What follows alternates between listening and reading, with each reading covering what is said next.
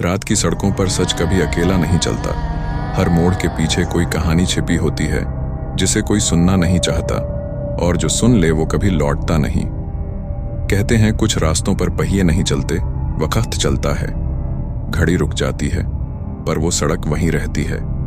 कभी सोचा है जो पीछे शीशे में दिखता है वो हमेशा तुम ही हो या कोई और भी सफर पर है तुम्हारे साथ? तो दोस्तों, स्वागत है आपका हमारे चैनल स्टोरी स्टूडियो में। आज की 3 भयानक भयावह कहानी, वो भी मेरी जुबानी। रात के करीब 12 बज रहे थे। मैं रघु ट्रक नंबर 46B लेकर धूपगढ़ से नरसिंहपुर की तरफ निकल पड़ा था। माल था लोहे के पाइप्स, भारी और खनखनाते हुए। सड़क पर सन्नाटा पसरा था।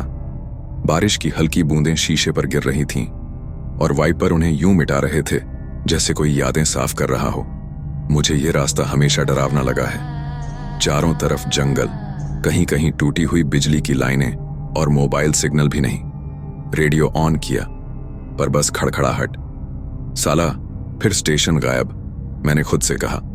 तभी पीछे से हॉर्न की आवाज आई। पो पो। मैंने शीशे में देखा पर पीछे कुछ नहीं था। खाली सड़क, कोहरा और बस मेरा ट्रक। थोड़ा आगे बढ़ा ही था कि सड़क किनारे कोई औरत दिखी, सफेद साड़ी में, बाल खुले, चेहरा झुका हुआ। मैंने ब्रेक दबाई। माई, इतनी रात को मदद चाहिए क्या? उसने सिर नहीं उठाया, बस धीमी आवाज में बोली, रास्ता मत बदलना, आगे मत मुड़ना। बिजली चमकी और जब रोशनी गिरी वो वहां नहीं थी, सिर्फ गीली मिट्टी पर गहरे पैरों के निशान। मेरा दिल ऐसे धड़क रहा था जैसे छाती से निकल जाएगा। मैंने ट्रक स्टार्ट किया और बड़बड़ाया, भगवान, आज की रात आसान नहीं होने वाली। करीब आधा घंटा हो चुका था। सड़क अब और तंग होने लगी थी। दोनों तरफ घना जंगल जिसमें कभी कभी कुछ हिलता दिखता। कभी लगा बंदर है, कभी इंसान, पर हर बार जब मैं ध्यान से देखता वहां कुछ नहीं होता। अचानक ट्रक का हेडलाइट झपकी मारी और बंद हो गया। मैंने गाली दी, अबे ये भी समय देखकर ही खराब होता है। इंजन चालू था पर रोशनी चली गई थी। मैंने ट्रक रोका, टॉर्च लेकर नीचे उतरा। हवा में मिट्टी की गंध थी पर एक अजीब सी सड़ांध भी, जैसे कुछ सड़ रहा हो। मैं बोनट खोलने ही वाला था कि पीछे से किसी के कदमों की आवाज आई। झर्र झर्र झर्र। मैंने मुड़कर देखा, कोई नहीं। फिर वही धीमी औरत की आवाज, रास्ता मत बदलना। मेरी सांस रुक गई। मैं ट्रक में कूदा और किसी तरह इंजन चालू किया। हेडलाइट फिर से जल उठी और सामने सड़क के बीचों बीच वही औरत खड़ी थी, पर इस बार उसका चेहरा साफ दिखा, आधा जला हुआ, आंखें खून सी लाल। मैंने बिना देखे स्टीयरिंग मोड़ा और तेजी से आगे बढ़ गया। करीब 3 किलोमीटर बाद मुझे एक पुराना ढाबा दिखा। टूटी छत, जंग लगे बोर्ड पर लिखा था, जय माता दी होटल। मैंने ट्रक रोका, सोचा थोड़ी देर आराम कर लूं। ढाबा अंदर से अंधेरा था। मैंने टॉर्च जलाई। टेबल पर अब भी आधे जले बीड़ी के टुकड़े थे, जैसे कोई अभी अभी बैठा हो। कोने में एक पुरानी ट्रांजिस्टर रेडियो रखी थी और वो अपने आप चालू हो गई। धीरे धीरे उसमें से आवाज आई, रघु, पीछे मत देखना। मैं जम गया। कौन है? मैंने चिल्लाया पर जवाब नहीं आया। बस रेडियो की आवाज बढ़ती गई, पीछे मत देखना, वो खड़ी है। मेरा दिल बैठ गया। मैंने पलट कर देखा और सच में दरवाजे पर वही औरत खड़ी थी। मैं भागकर बाहर आया, ट्रक स्टार्ट किया और बिना पीछे देखे भाग निकला। सुबह के करीब 3 बजे कोहरा और घना हो गया था। तभी मुझे पीछे से किसी ने आवाज दी, अरे रघु, ओ रघु। मैंने शीशे में देखा, पीछे से एक और ट्रक आ रहा था। ड्राइवर था बाबूलाल, पुराना साथी। अरे तू इस रास्ते पे? मैंने खिड़की से झुककर पूछा। हाँ रे, बस माल खाली करके लौट रहा हूं, चल साथ चलते हैं। मैंने राहत की सांस ली। हम दोनों ट्रक साथ साथ चल रहे थे। लगभग आधा घंटा बीता। मैं थोड़ा शांत हुआ, पर जब अगला मोड़ आया मैं पीछे देखने के लिए शीशा घुमाया। वहां कोई ट्रक नहीं था, सड़क खाली थी। बाबूलाल। मैंने रेडियो पर कॉल लगाया पर कोई जवाब नहीं। मेरे शरीर में ठंड दौड़ गई। मुझे याद आया, बाबूलाल तो पिछले साल इसी रास्ते पर हादसे में मरा था। अब मैं डर से कांप रहा था। हर मोड़ पर लग रहा था कि कोई मुझे देख रहा है। अचानक सड़क के बीच में कुछ पड़ा दिखा। कोई इंसान। मैंने ब्रेक मारी, ट्रक रुक गया। सामने एक आदमी पड़ा था, खून से लथपथ। मैं उतरा, टॉर्च मारी, चेहरा देखा तो सांस रुक गई। वो मैं ही था, मेरा ही चेहरा, मेरी ही कपड़े, बस आंखें खुली हुई और होंठों से खून बहता हुआ। पीछे से वही औरत की आवाज। मैंने कहा था रास्ता मत बदलना। मैं भागा, ट्रक में बैठा और बिना पीछे देखे एक्सीलरेटर दबा दिया। अचानक दूर कहीं से पुलिस सायरन की आवाज आई। मैंने राहत की सांस ली। शायद कोई चेक पोस्ट होगा, पर जैसे जैसे मैं पास पहुंचा, सायरन की आवाज धीरे धीरे रोने में बदल गई। रघु। अब मुझे शक नहीं था, ये इंसान ही नहीं था। मैंने ट्रक तेज कर दिया, पर गियर अपने आप बदलने लगे। स्टीयरिंग अपने आप घूम रहा था, ट्रक खुद चल रहा था। रास्ते के किनारे एक पुराना मंदिर दिखा। मैंने ट्रक रोका और अंदर भागा। पुजारी वहां नहीं था, बस दिए बुझ चुके थे। दीवारों पर राख से लिखा था, जो इस रास्ते पर रात में गुजरा वो सुबह तक नहीं लौटा। मैंने सिर पकड़ लिया। बाहर से ट्रक का हॉर्न बजा, बार बार, जैसे कोई बुला रहा हो। जब मैं बाहर आया, ट्रक में कोई बैठा था, वही औरत ड्राइवर सीट पर। मैं चिल्लाया, कौन हो तुम?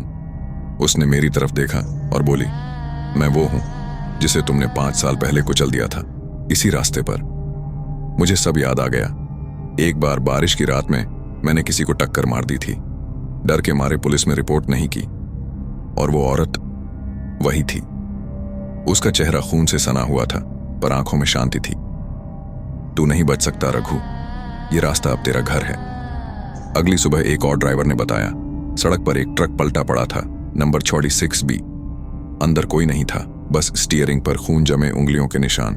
लोगों ने कहा शायद हादसा हुआ, पर हर साल उसी रात उसी जगह से एक ट्रक की हेडलाइट्स दिखती हैं और उसकी हॉर्न की आवाज गूंजती है, पौ पौ। अब मैं भी उसी रास्ते पर चलता हूं, दिन में नहीं, बस रात में। कभी कभी कोई नया ड्राइवर आता है तो मैं उसे आवाज देता हूं, भाई रास्ता मत बदलना, आगे मत मुड़ना। वो डर के मारे भागता है, पर कुछ देर बाद उसका ट्रक भी सड़क पर पलटा मिलता है। कहते हैं ट्रक नंबर 46B अब भी चलता है, और ड्राइवर रघु अब इंसान नहीं, उस रास्ते की परछाई बन चुका है। हर सफर की मंजिल नहीं होती, कुछ रास्ते बस आत्माएं पूरी करती हैं। दूसरी कहानी। रात के 9 बज चुके थे। आकाश में एक पतली सी चांद की धार तैर रही थी, मानो किसी ने अंधेरे को बस थोड़ा सा काट कर रोशनी की एक सिलाई लगा दी हो।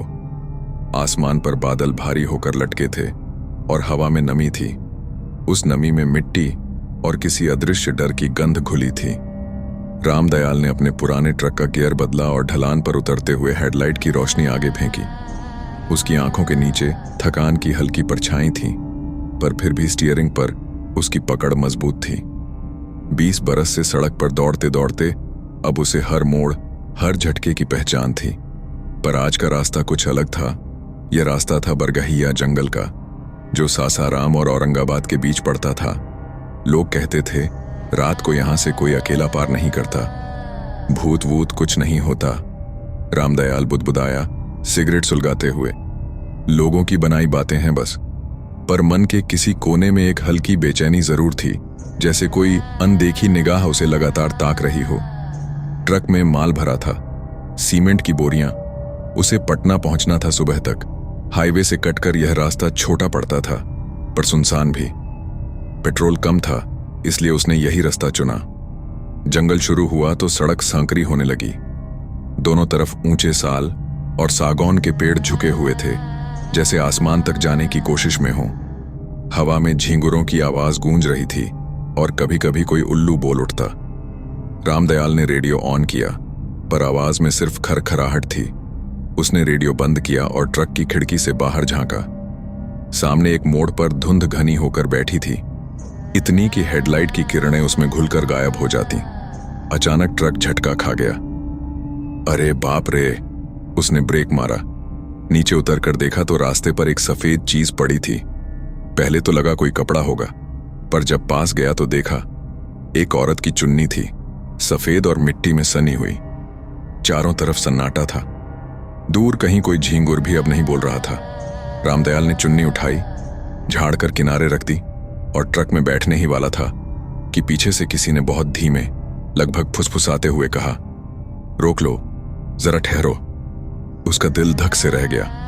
उसने मुड़कर देखा, वहां कोई नहीं था, बस पेड़ों के बीच से धुंध हिल रही थी। कौन? उसने ऊंची आवाज लगाई, पर जवाब में सिर्फ हवा चली। उसने फिर स्टीयरिंग थामा और ट्रक बढ़ाया, पर कुछ ही देर में उसे लगा ट्रक के पिछले हिस्से से कोई सरसराहट सी आ रही है, जैसे कोई पीछे चल रहा हो या शायद किसी ने ट्रक पर हाथ फेरा हो। उसने शीशे में देखा, धुंध में कुछ साफ नहीं दिखा। फिर भी एक पल को उसे लगा कोई औरत सफेद साड़ी में पीछे पीछे चल रही है।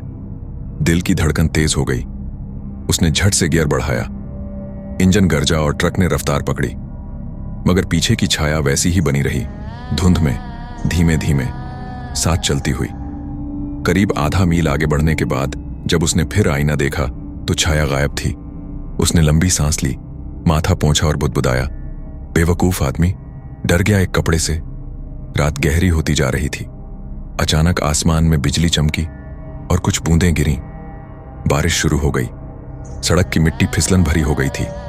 ट्रक अब एक छोटे पुल के पास पहुंचा। नीचे एक सूखी नदी जिसमें बरसाती पानी की हल्की धार बह रही थी। उसने ट्रक रोका, नीचे उतरकर थोड़ा पानी पिया। जब वह ट्रक की ओर लौटा तो उसे लगा जैसे सीट पर कोई बैठा हो। उसने टॉर्च जलाई। औरत की परछाई। उसका दिल गले में आ गया। परछाई कुछ पल के लिए ठहरी और फिर धुंध की तरह विलीन हो गई। ट्रक के भीतर अब ठंडक फैल गई थी, जैसे किसी ने बर्फ की मुट्ठी फेंक दी हो। वह घबराकर सीट पर बैठ गया और गाड़ी स्टार्ट की।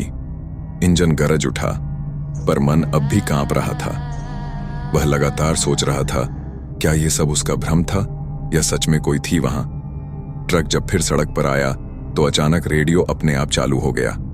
उसमें से एक पुराना गीत बजने लगा, सावन के झूले पड़े, तुम चले आओ। रामदयाल ने रेडियो बंद करने की कोशिश की, पर बटन अटक गया। गीत चलता रहा। उसी वक्त उसके दाएं कान के पास किसी ने बहुत धीरे से कहा, प्यास लगी है। उसका चेहरा पीला पड़ गया। उसने बगल देखा, कोई नहीं, पर हवा में औरत की खुशबू थी, गीले बालों और मिट्टी की। वह अब बुरी तरह कांपने लगा। उसने एक्सीलेटर दबाया और ट्रक को पूरी रफ्तार से दौड़ा दिया।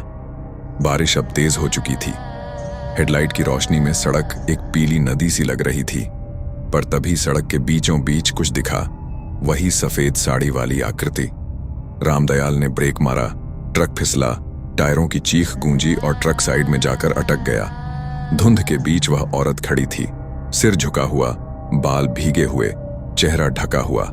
रामदयाल हिल भी नहीं पाया। उसके हाथ स्टीयरिंग पर जमे रह गए। औरत ने धीरे धीरे सिर उठाया। उसकी आंखें जल की बूंदों की तरह चमक रही थीं, पर उनमें कोई जीवन नहीं था, बस एक गहरी पीड़ा थी। उसने होंठ खोले, जैसे कुछ कहना चाहती हो। फिर एक ठंडी हवा का झोंका आया और वह गायब हो गई। सिर्फ सड़क पर उसकी चुन्नी रह गई, वही जो उसने पहले उठाई थी।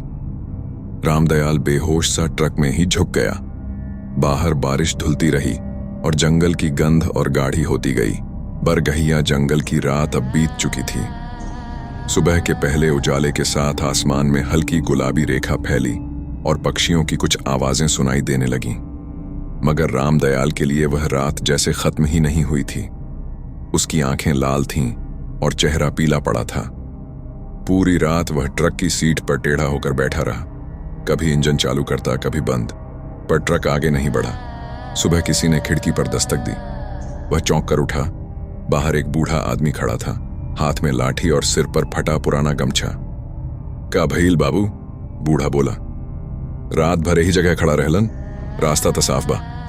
रामदयाल कुछ पल तक चुप रहा, फिर बोला, रास्ते में एक औरत आई थी, सफेद साड़ी में, सड़क के बीच में खड़ी थी। बूढ़ा एकदम शांत हो गया। उसने चारों तरफ देखा, फिर धीरे से कहा, लगता है वहीं दिखी हुई। कौन?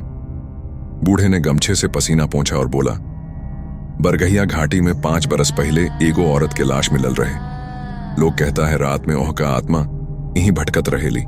जो आदमी अकेला गुजरे उससे पानी मांगे, जिनका से ना मिले वो ट्रक उलट दे लेली।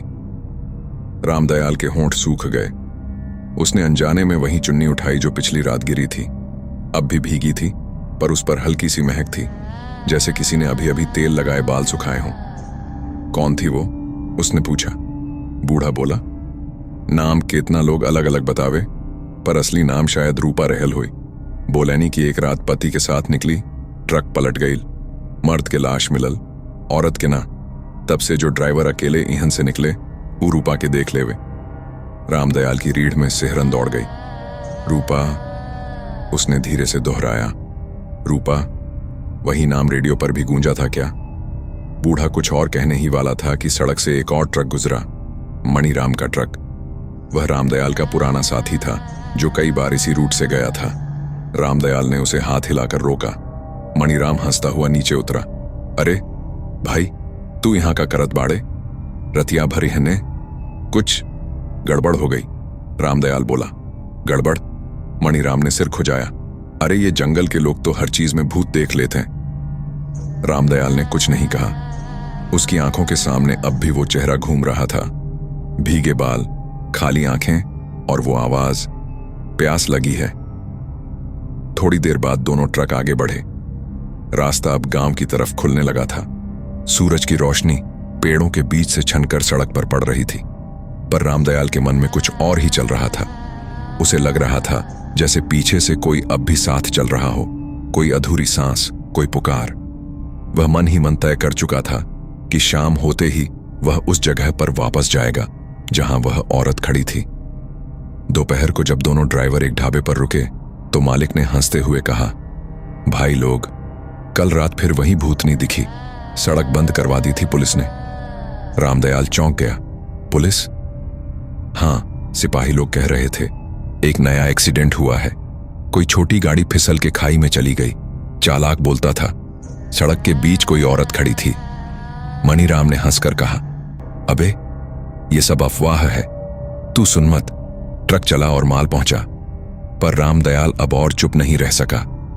अगर वो सच में है तो शायद किसी को कुछ कहना चाहती है। हर हादसे में उसका नाम क्यों जुड़ता है? मणिराम ने चुटकी ली। क्या तू अब भूतनी का वकील बनेगा? रामदयाल ने बस इतना कहा। नहीं, पर उसका दर्द सुनना जरूरी है। रात फिर उतरी। जंगल एक बार फिर घने साए में डूब गया। हवा में वही गंध थी, गीली मिट्टी, पुराने पत्ते और डर की हल्की नमी। रामदयाल ने ट्रक मोड़ा और उसी पुराने रास्ते पर आ गया। इस बार उसका दिल कांप नहीं रहा था, बल्कि एक अजीब खिंचाव महसूस हो रहा था, जैसे कोई उसे बुला रहा हो।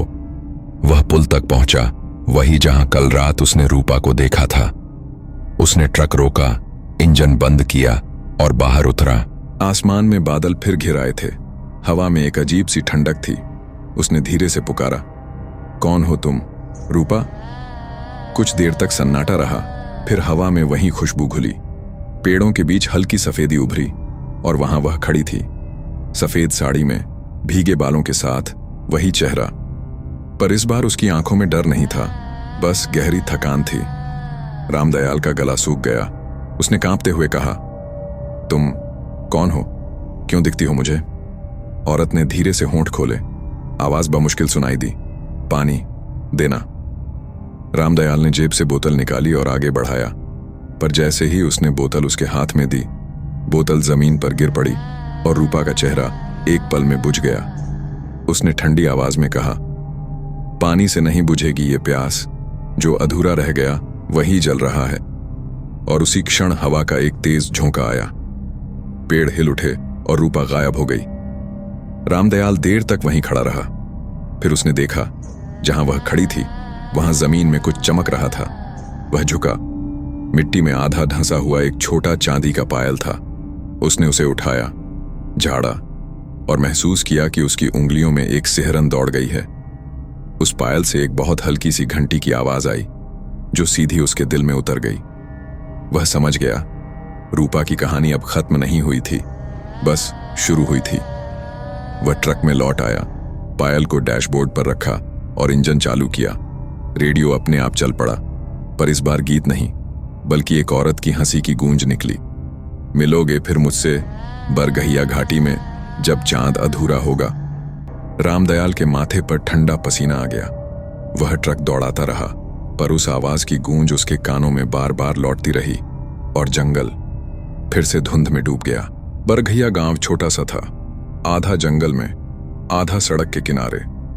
मिट्टी की झोपड़ियां, बांस की बाड़ और हर घर के बाहर तुलसी का चौरा। रामदयाल ने पहली बार वहां कदम रखा था। सुबह का वक्त था, पर हवा में अब भी पिछली रात की ठंडक थी। पेड़ों की पत्तियां ओस से भीगी थीं और कहीं कहीं धुंध की पतली परत तैर रही थी। ट्रक उसने गांव के बाहर छोड़ा। जेब में वही चांदी का पायल रखा था जो उसने पिछली रात रूपा के पैरों के पास से उठाया था। उसे यकीन था कि इस पायल में कुछ रहस्य छिपा है। गांव में सबसे पहले वह पहुंचा पंडित माधव शुक्ला के घर। बूढ़ा आदमी था, सफेद दाढ़ी, माथे पर बड़ी सी लाल टीका। उसे देखकर लगा जैसे बरगहिया जंगल जितना पुराना वही हो। नमस्कार पंडित जी, रामदयाल ने कहा। मैं ट्रक ड्राइवर हूं। कल रात यहां कुछ अजीब देखा मैंने। एक औरत सफेद साड़ी में। पंडित ने आंखें उठाईं, कुछ देर उसे ध्यान से देखा, फिर धीमे स्वर में बोले, रूपा। रामदयाल का दिल धक से रह गया। आप जानते हैं उसे? पंडित ने लंबी सांस ली, फिर बोले, जानता हूं बेटा। 5 बरस पहले की बात है। रूपा इसी गांव की थी, सुंदर, मासूम, पर किस्मत की मारी। शादी हुई थी रामू ड्राइवर से। रामू भी तेरी तरह ट्रक चलाता था। दोनों का प्यार सच्चा था, पर दुनिया ने उन्हें चैन से जीने ना दिया। रामदयाल ध्यान से सुनने लगा। पंडित आगे बोले, एक रात रूपा अपने पति के साथ इसी जंगल से गुजर रही थी। ट्रक पलट गया, नदी के पास, उसी पुल के पास जहां तूने उसे देखा। रामू की वहीं मौत हो गई, पर रूपा की लाश कभी नहीं मिली। लोग बोले शायद नदी बहा ले गई, पर कुछ ने कसम खाकर कहा उसे किसी ने देखा था, भीगी साड़ी में, रात के सन्नाटे में चलती हुई, उसी चुन्नी के साथ जो तूने पाई। रामदयाल की मुट्ठियां कस गईं। पर अगर वह मर गई थी तो अब क्यों दिखती है? पंडित बोले, क्योंकि रूपा की मौत अधूरी थी। उसका पति उसे छोड़कर नहीं गया था, उसे बुला रहा था, पर वो पहुंच नहीं पाई। वही अधूरी पुकार उसकी आत्मा को बांध कर रखे हुए है। कहते हैं जो कोई रात में उस पुल से गुजरता है, उसे रूपा प्यास के नाम से पुकारती है। असल में वह पानी नहीं, मुक्ति की प्यास है। रामदयाल ने धीरे से पायल निकाली और पंडित को दी। पंडित ने उसे हथेली पर रखकर देखा, आंखें चौड़ी हो गईं। ये तो उसी की है, रूपा की पहचान। जब उसकी विदाई हुई थी तो यही पायल उसने पहनी थी। जहां से तूने इसे पाया वहीं उसकी आत्मा बंधी होगी। पंडित ने गहरी आवाज में कहा, रूपा की आत्मा को शांति देने का एक ही तरीका है, उसके पति की आत्मा को भी पुकारना। दोनों की आत्माएं जब मिलेंगी तभी मुक्त होंगी। लेकिन याद रख, ये काम आसान नहीं। जो बीच में जाएगा वो खुद उस बंधन में फंस सकता है। रामदयाल कुछ पल चुप रहा, फिर बोला, पंडित जी, मैं तैयार हूं। उस शाम जब सूरज डूबने को था, रामदयाल फिर उसी पुल पर पहुंचा। जंगल में एक अजीब खामोशी थी। हवा रुक रुक कर चल रही थी, जैसे कुछ देखने का इंतजार कर रही हो। उसने पायल निकाली, मिट्टी पर रखी और पंडित द्वारा सिखाए गए मंत्र बुदबुदाए। हे अधूरी आत्मा जो राह में अटकी है, अपने प्रिय से मिलो, अपने दर्द को छोड़ो। पहले तो कुछ नहीं हुआ, फिर धीरे धीरे पेड़ों के पत्ते हिलने लगे। हवा भारी हो गई और अचानक धुंध से निकलकर वही आकृति प्रकट हुई, रूपा। वह पहले जैसी ही थी, भीगे बाल, सफेद साड़ी, पर इस बार उसके चेहरे पर कुछ और था, एक हल्की मुस्कान या शायद दर्द से जन्मी पहचान। रामदयाल ने कांपते हुए कहा, रूपा, मैं जानता हूं तुम्हारी कहानी, मैं तुम्हें मुक्त करना चाहता हूं। रूपा ने धीरे से उसकी ओर देखा और उसकी आवाज जैसे कहीं बहुत दूर से आई, मुक्ति? तभी जब वो आएगा जिसने वादा किया था कि साथ मरेंगे। रामदयाल ने सिर झुका लिया। पंडित की बात याद आई, उसके पति की आत्मा को पुकारो। उसने आंखें बंद कीं और वही जगह खोदनी शुरू की जहां ट्रक पलटा था। मिट्टी नरम थी और कुछ ही देर में उसका फावड़ा किसी कठोर चीज से टकराया। वह नीचे झुका। जंग लगा ट्रक का नाम पट्टा, जिस पर लिखा था रामू ट्रांसपोर्ट सर्विस। उसके नीचे आधी सड़ी हड्डियां थीं, इंसानी। रामदयाल ने कांपते हाथों से उस जगह को खोला और कहा, रूपा, तुम्हारा रामू यहीं है, देखो, वह तुम्हारा इंतजार कर रहा है। रूपा की आंखें फैल गईं। उसकी आवाज कांप उठी। रामू, तुम यहीं थे, मैं आई थी, पर तूने बुलाया नहीं, क्यों? हवा में एक सिसकी सी गूंज उठी। पेड़ों के पत्ते जोर से हिले, आसमान पर बादल गहराने लगे। रामदयाल ने देखा, धुंध में एक और आकृति उभर रही थी, एक आदमी की, मिट्टी और धुएं से बनी, रूपा के पति रामू की।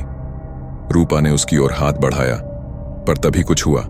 पायल तेजी से झनकने लगी और हवा इतनी ठंडी हो गई कि रामदयाल का दम घुटने लगा। रूपा ने चिल्लाकर कहा, अब कोई बीच में मत आना, यह हमारा वक्त है। रामदयाल पीछे हट गया। दोनों आकृतियां पास आईं और जैसे ही उनके हाथ छुए, एक चमक फैली और हवा में अजीब सी गर्माहट घुल गई। कुछ पल तक सन्नाटा रहा, फिर धीरे धीरे रूपा मुस्कुराई। धन्यवाद, अब हम मुक्त हैं। उसका चेहरा शांत हो गया। धीरे धीरे दोनों आकृतियां धुएं में विलीन हो गईं। पायल जमीन पर पड़ी रही, अब पूरी तरह शांत। रामदयाल की आंखों में आंसू थे। उसने मिट्टी में झुककर दोनों के अवशेषों को दफन किया और वहीं दीपक जलाया। हवा अब ठंडी नहीं थी, उसमें एक मीठी सी खुशबू थी, जैसे किसी के बालों में चमेली लगी हो। अगली सुबह जब वह ट्रक में बैठा तो रेडियो अपने आप चालू हो गया। इस बार उसमें वही गीत बजा, सावन के झूले पड़े, तुम चले आओ। पर अब उस गीत में डर नहीं था, एक गहरी शांति थी। रामदयाल ने मुस्कुराकर कहा, जा रूपा, अब तू चैन से सो जा। ट्रक धीरे धीरे जंगल से बाहर निकला। सूरज की किरणें पेड़ों के बीच से छनकर आईं और बरगहिया घाटी पहली बार उजली दिखी। पर जब उसने शीशे में देखा, ट्रक के पीछे धुंध में एक पल को रूपा मुस्कुराती दिखाई दी, फिर वह गायब हो गई। लेकिन कहानी यहीं खत्म नहीं हुई, क्योंकि जब रामदयाल गांव से निकल रहा था, उसे सड़क किनारे वहीं बूढ़ा पंडित दिखा। पंडित ने मुस्कुराकर कहा, शांति मिल गई। रामदयाल ने सिर हिलाया। पंडित ने फिर धीरे से कहा, ध्यान रखना बेटा, कभी कभी जो आत्माएं मुक्त होती हैं, वे उन लोगों से एक वादा लेकर जाती हैं, लौटने का। रामदयाल ने कुछ नहीं कहा, बस ट्रक बढ़ा दिया। मगर जब उसने इंजन का शीशा देखा तो महसूस किया, पायल फिर से वहां लटक रही थी। तीसरी कहानी। मैं घनश्याम हूं, 20 बरस से ट्रक चलाता आ रहा हूं। सड़क ही मेरा घर है, ढाबे मेरा ठिकाना और इंजन की आवाज मेरा साथी। इंसानों से ज्यादा मैंने रास्तों से बातें की हैं, और शायद इसी वजह से एक रास्ते ने मुझसे वो कहा जो आज तक किसी से नहीं कहा जा सका। उस रात की बात है, जून का महीना था। रेगिस्तान की हवा में झुलस और रेत की चुभन दोनों थे। मैं जयपुर से निकला था, जैसलमेर तक माल लेकर जाना था। समय कम था, इसलिए रात में ही चल पड़ा। ट्रक का इंजन गरज रहा था, हवा धूल उड़ाती हुई आगे बढ़ रही थी। हाईवे की सड़क लंबी और सुनसान, जितनी दूर देखो बस पीली रोशनी में कांपती रेत। रात के करीब 10:30 बज रहे होंगे। आसमान में अधूरा चांद था और हर ओर सन्नाटा।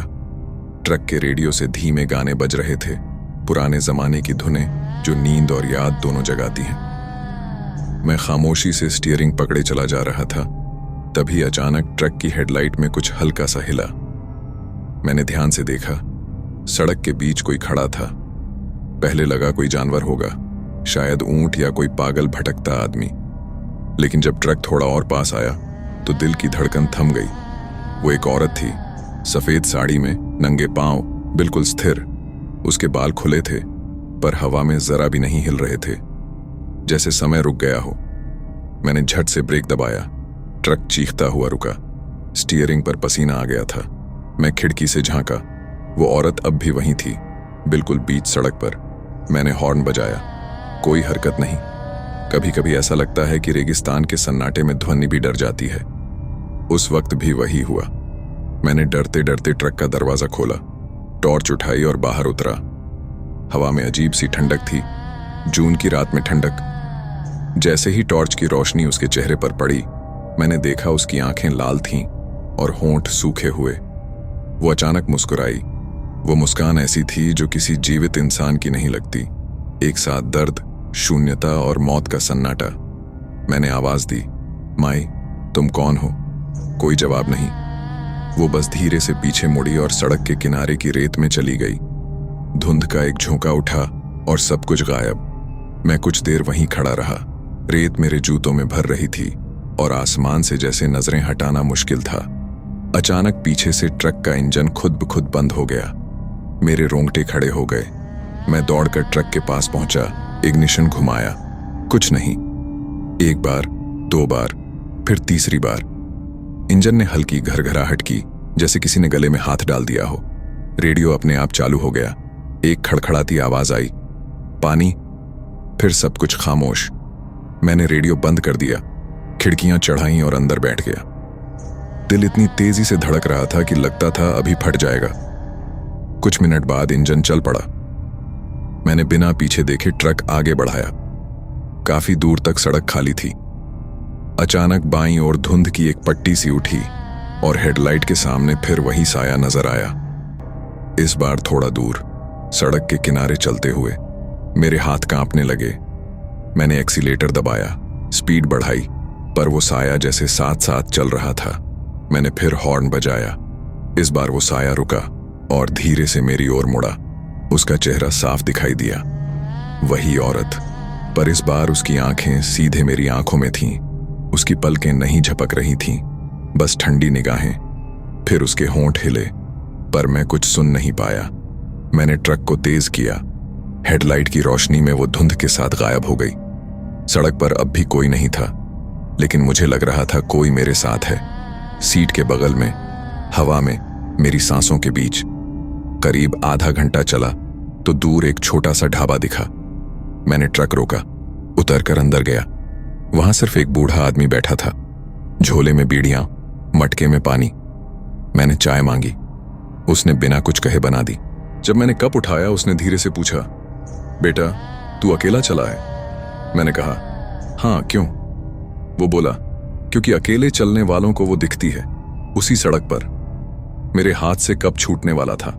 मैंने पूछा, कौन? वो बोला, राधा। उसका पति ड्राइवर था, यहीं पास में मर गई थी। तब से वो रास्ते पर खड़ी रहती है, पानी मांगती है। उसकी आंखें गहरी थीं, जैसे सब कुछ देख चुकी हूं। मैंने बात को हंसी में उड़ाने की कोशिश की, लेकिन अंदर कहीं डर घर कर गया था। मैंने पैसे रखे, ट्रक में बैठा और आगे बढ़ गया। अब रेडियो बंद था, मगर फिर भी लगता था किसी की सांसें सुनाई दे रही हैं। हवा अब भी ठंडी थी और रेत के कण शीशे से टकराकर हल्की खटखट कर रहे थे। दूर कहीं से औरत की धीमी आवाज आई, रुको। मैंने हेडलाइट तेज की, मगर कुछ नहीं दिखा। फिर अचानक शीशे पर एक गीला निशान बना, उंगलियों का, जैसे किसी ने बाहर से हाथ रखा हो। मैंने वाइपर चलाए, निशान मिट गया, मगर मेरा मन नहीं। मैं नहीं जानता था वो औरत कौन थी, क्यों दिखाई दी, या फिर क्यों हवा में उसके नाम की फुसफुसाहट थी। बस इतना जानता था कि उस रात रेगिस्तान की सड़क अकेली नहीं थी, वो जिंदा थी, या कुछ और। इंजन की घरघराहट अब भी चल रही थी, मगर ऐसा लग रहा था जैसे हर आवाज के पीछे कोई दूसरी आवाज छिपी हो। सड़क पर कोई नहीं था, पर शीशे में मुझे बार बार कुछ हलचल दिखती, जैसे कोई पीछे की सीट पर हिल रहा हो। मैंने बार बार मुड़कर देखा, हर बार खाली। रेगिस्तान की रात कभी कभी ऐसा खेल खेलती है कि आदमी अपनी समझ पर शक करने लगता है। हवा रुक जाती है, रेत थम जाती है, और आदमी को लगता है दुनिया की हर चीज ने अपनी सांस रोक ली है। मैं भी उसी खामोशी में घिरा हुआ था। करीब 2 बजे होंगे। अचानक ट्रक झटका खाकर बंद हो गया। मैं एकदम चौंक गया। न धुआं, न आवाज, बस सब कुछ शांत। बाहर उतरा तो चारों तरफ घुप अंधेरा था। हेडलाइट अभी भी जल रही थी। उसकी रोशनी में रेत ऐसे चमक रही थी जैसे कांच के टुकड़े हों। मैंने बोनट खोला, कुछ भी गड़बड़ नहीं थी। तेल भी था, इंजन गर्म नहीं था। फिर भी ट्रक स्टार्ट नहीं हो रहा था। मैंने घड़ी देखी, 2:10। कहीं दूर से ढोल की हल्की सी आवाज आई, जैसे कोई गांव बहुत दूर शादी या मेले में जाग रहा हो। पर इस सुनसान में वो आवाज डराने लगी। मैंने ट्रक का दरवाजा खोला, टॉर्च निकाली और थोड़ा आगे बढ़ा। रेत में पैरों के निशान बने हुए थे, छोटे छोटे नंगे पांव। वे सीधे मेरे ट्रक की ओर जा रहे थे। मेरा गला सूख गया। मैंने टॉर्च उन निशानों पर डाली और अनायास पीछे देखा। ट्रक के शीशे पर फिर वही उंगलियों का निशान था जो मैंने कुछ देर पहले मिटाया था, पर इस बार वो अंदर की तरफ था। मैं वहीं ठिठक गया। धीरे धीरे ट्रक की तरफ कदम बढ़ाए। दिल की धड़कन इतनी तेज थी कि लग रहा था छाती से बाहर निकल जाएगी। जैसे ही पास पहुंचा, ट्रक के अंदर कुछ हलचल सी हुई। सीट हल्की सी हिली। मैंने डरते डरते दरवाजा खोला। अंदर कोई नहीं, पर सीट गीली थी, जैसे किसी ने अभी अभी वहां बैठा हो। और वहीं रखा मेरा पानी का बॉटल आधा खाली था। मेरा दिमाग सुन्न पड़ गया। रेगिस्तान की उस गर्मी में जब दूर दूर तक कोई इंसान नहीं था, तब किसी ने मेरे ट्रक से पानी पिया था। मैं बाहर निकला। आंखों से आंसू की तरह पसीना टपक रहा था। इंजन के नीचे से हल्की सी धुंध उठ रही थी। धीरे धीरे वो धुंध आकार लेने लगी। एक औरत का आकार, वही सफेद साड़ी, वही खुले बाल। इस बार वो बहुत पास थी। उसकी आंखें अब सूखी नहीं थीं, उनमें चमक थी, ऐसी चमक जो किसी अधूरी इच्छा की थी।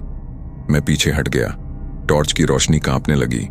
वो बोली, आवाज में हवा और गूंज दोनों थे, तू डर क्यों रहा है?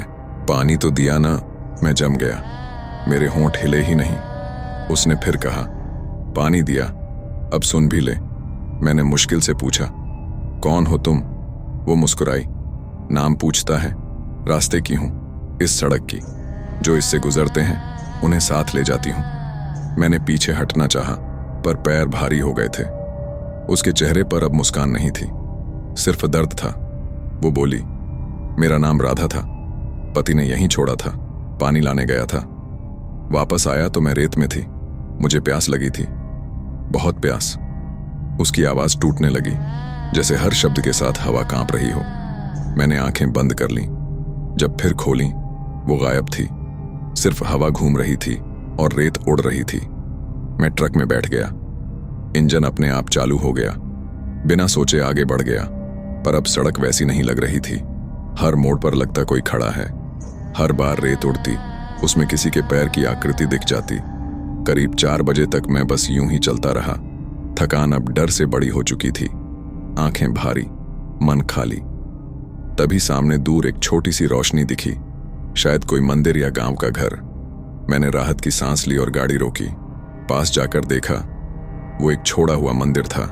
दरवाजा टूटा हुआ, भीतर अंधेरा। दीवार पर लिखा था, राधा की समाधि। मेरी रीढ़ में ठंडक दौड़ गई। मैंने ट्रक से उतरने की कोशिश की, मगर पैर कांप रहे थे। हवा में घंटी की आवाज आई, जबकि मंदिर में कोई घंटी नहीं थी। रेत धीरे धीरे मेरे चारों ओर घूमने लगी, जैसे बवंडर बन रहा हो। और उस घूमती रेत में किसी की परछाई फिर दिखाई दी। वही सफेद साड़ी, वही चेहरे की परतें। इस बार वो मंदिर के दरवाजे के सामने खड़ी थी। उसने कहा, अब लौट जा, सुबह होने से पहले। मैंने इंजन स्टार्ट किया, गियर डाला और तेजी से आगे बढ़ गया। पीछे शीशे में देखा, वो वहीं खड़ी थी, धुंध में धीरे धीरे गायब होती हुई। अब सड़क फिर सुनसान थी। रेडियो अब भी बंद था, मगर मुझे साफ सुनाई दे रहा था, पानी दिया, लौट जा। मैंने शीशा नीचे किया।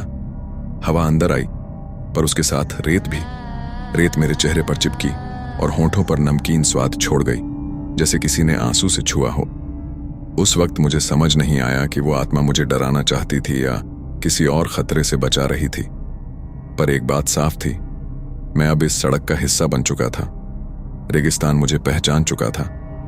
और एक बार जब रेगिस्तान किसी को पहचान ले, तो वो उसे कभी भुलाता नहीं। सूरज की किरणें धीरे धीरे रेत पर उतर रही थीं। ट्रक के शीशे पर रात की नमी अब भी जमी थी, जैसे किसी ने अपने ठंडे हाथों से उसे छुआ हो। मैंने आंखें मलते हुए इंजन बंद किया और गहरी सांस ली। लग रहा था पूरी रात जैसे किसी अंधे सपने में बीती हो, पर शरीर की थकान बता रही थी कि ये सब सपना नहीं था।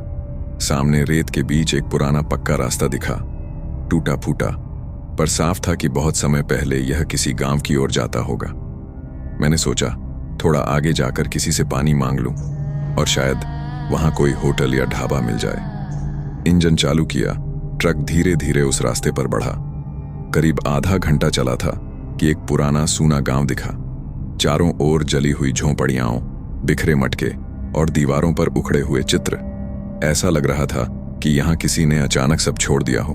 पर सबसे अजीब बात थी, हवा में हल्की सी अगरबत्ती की खुशबू थी। मैं ट्रक रोककर उतरा। एक टूटी दीवार पर धूप झुककर जैसे किसी को छू रही थी। दीवार पर लिखा था, भोगल गांव, राधा की धरती। नाम सुनते ही मेरा दिल फिर वहीं धड़कन पकड़ गया। राधा, वही नाम। मैंने आसपास देखा, कोई नहीं, बस दूर एक बुजुर्ग बैठा था, मिट्टी की दीवार से टेक लगाकर। मैं धीरे धीरे उसके पास गया। वो मेरी ओर देखे बिना बोला, कहां से आया है बेटा? मैंने कहा, हाईवे से। रात को ट्रक खराब हो गया था, यहां कुछ पानी मिलेगा क्या?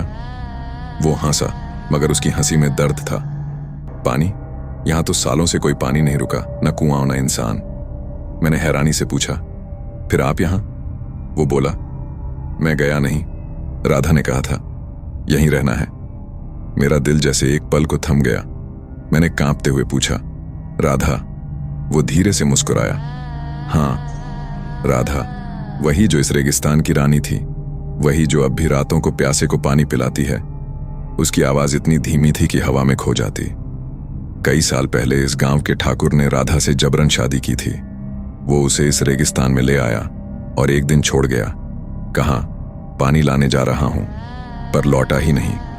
वो प्यास से मरी नहीं, इंतजार से मरी। और जब मरते वक्त उसने आसमान की ओर देखा तो उसने कहा, जो भी इस रास्ते से गुजरेगा उसे पानी दूंगी, चाहे उसे चाहिए या नहीं। मैं सन्न रह गया। वो बुजुर्ग अब मेरी ओर देख रहा था, उसकी आंखों में नमी थी। तू भी मिला ना उससे? मैंने कुछ कहा नहीं, बस सिर हिलाया। वो मुस्कुराया, मत डर, वो बुरी नहीं है, वो तो बस प्यास बुझाना चाहती है, अपनी भी और दूसरों की भी। इतना कहकर वो उठा और एक टूटी दीवार के पीछे चला गया। मैंने सोचा शायद कोई झोंपड़ी होगी, पर जब मैं पीछे पहुंचा वहां कोई नहीं था, सिर्फ एक मटके के पास रेत पर ताजे पैरों के निशान।